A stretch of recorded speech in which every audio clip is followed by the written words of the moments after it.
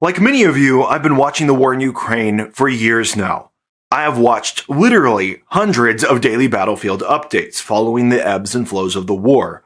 And every time a new topic about the war has come out, I have probably read multiple different articles on that topic from every perspective that I could possibly find. That has given me a pretty good feel for how this war actually goes. A very good, broad perspective, but also a perspective that is dialed in on the details.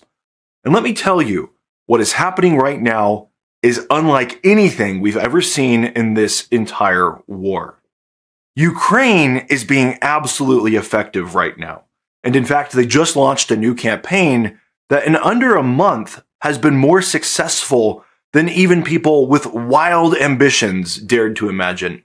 In under a month, Ukraine has launched logistics lockdown, and they have effectively cut off an entire peninsula, the peninsula of Crimea, from receiving food and fuel and water and electricity and everything else. A place that is home to 2.5 million people, and a place that Russia itself has clearly invested in as one of the single most important objectives of this entire war. It is looking really, really bad for the Russians, and the pace at which Ukraine is doing this is just absolutely insane. So it's not a surprise at all that the Russians have had a response to this. And their response, unlike the campaign that Ukraine is doing, is actually the exact same response we've seen several times throughout this war. It's not really surprising. I have noticed, as I've watched the ebbs and flows of this war, that every time Ukraine starts taking ground, every time Ukraine starts doing something important and strategic, because that draws new attention onto the war, people who haven't been paying attention, Russia tries to divert that attention and capture as much as possible for itself and its own narratives, to try to convince people that Ukraine isn't actually winning, they're just delaying their inevitable defeat. And that is exactly what's happening right now, as Russia is reusing old propaganda narratives that have already failed dozens and dozens and dozens of times in the past. But there is something new about Russia's desperation right now, at least something that I personally have noticed. And that is the ramp up in personal threats that Russia is making to YouTubers like myself.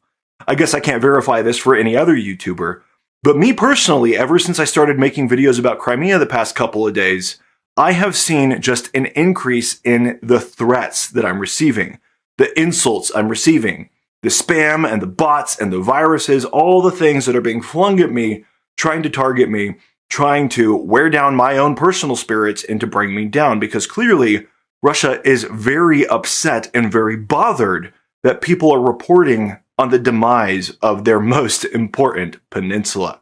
Right now, to try to take the wind out of Ukraine's sails and to try to distract from their massive momentum, Russia is trying to draw all eyes to a place called Konstantinivka, a place that Russia first entered the outskirts of all the way back in October of 2025.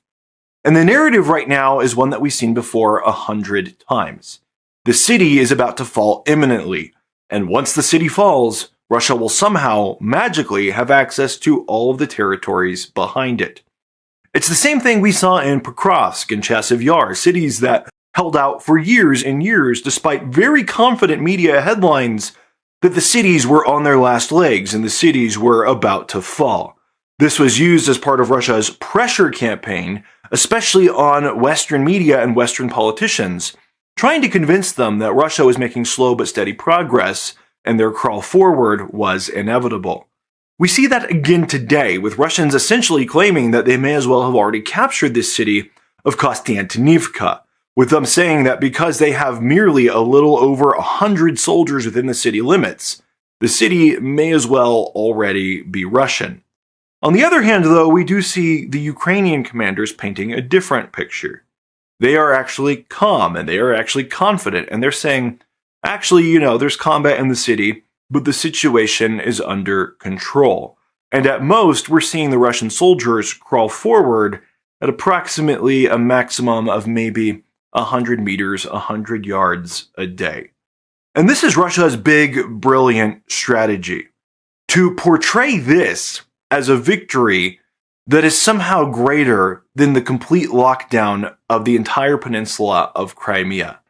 100 soldiers moving 100 yards in a city where even if they managed to take it, they would just come up against the next position and then the next one and the next one after that, is supposed to be more valuable than the fact that Ukraine, in under a month, cut off an entire peninsula of 2.5 million people, and they're just getting started.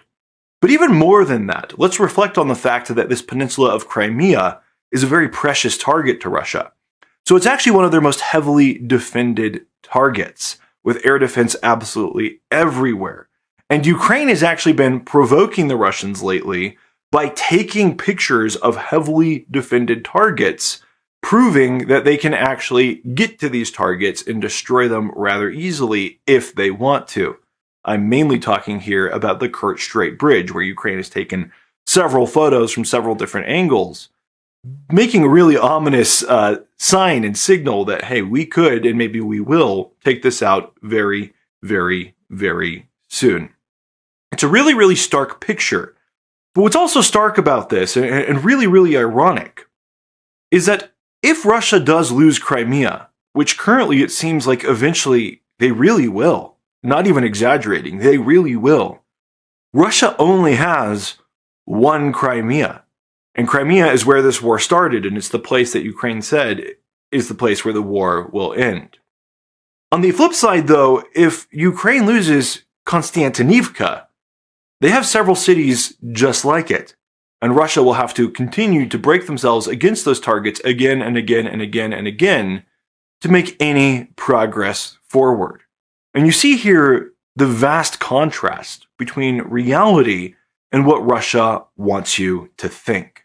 I've actually seen some really ironic comments on my videos lately that I can only assume come from Russian bots or Russian trolls, claiming that Ukraine's entire campaign against Crimea is just a propaganda campaign, a little smokescreen to distract from how bad the situation on the front lines really is. They are claiming that Ukraine has done a month-long sustained campaign where they destroy maybe 100 Russian fuel tankers or other logistics vehicles every day, is literally just Ukraine trying to distract from an area, a part of the battlefield, where there are 100 Russian soldiers who have infiltrated a single city.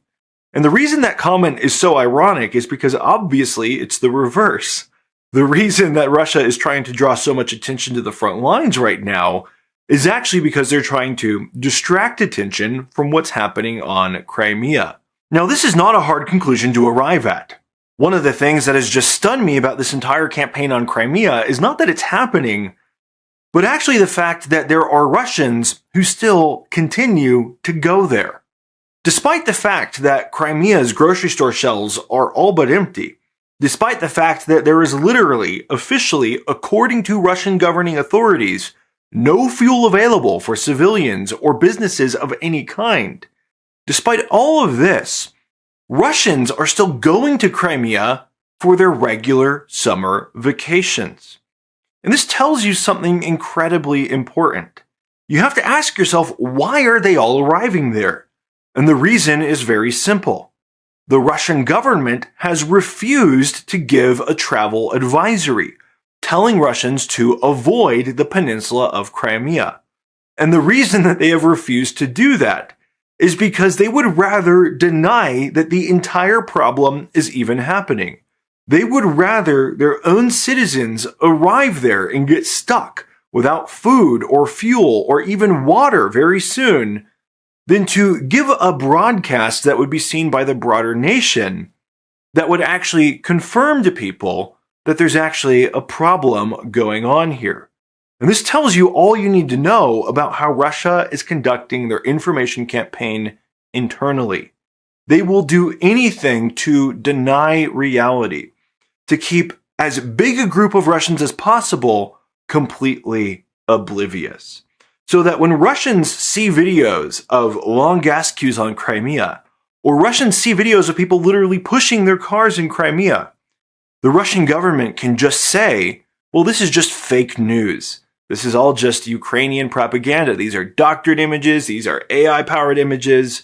Everybody knows Russia's winning and we're the most powerful ever. So if you see anything that could even possibly challenge that idea, it's clearly propaganda. And Russia has done a very, very good job at actually convincing the Russians of this. And that is why people are still driving to Crimea for vacation, even though the place has literally become a war zone. Russia then has actually become the society from 1984, the book or the movie if you're somehow not familiar with it. The society where people will believe the state before they will believe their own eyes.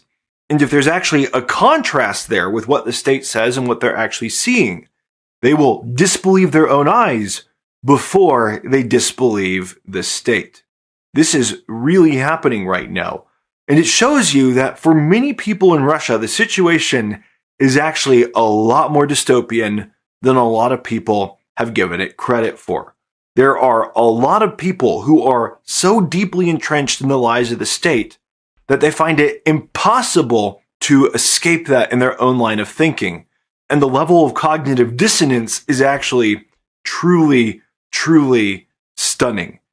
In such a society, it would not be a surprise at all, and it is not a surprise at all, to see the kind of tactics that we're currently seeing, where they are trying to draw attention to a portion of the battlefield that is far, far less productive and far, far less significant, and try to convince you that that's where the real story is, so that you look there instead of where they're getting absolutely toasted, absolutely trashed, and where things are getting worse minute by minute, hour by hour. That is exactly what's happening right now, and as I said, this has been the trend throughout the entire war.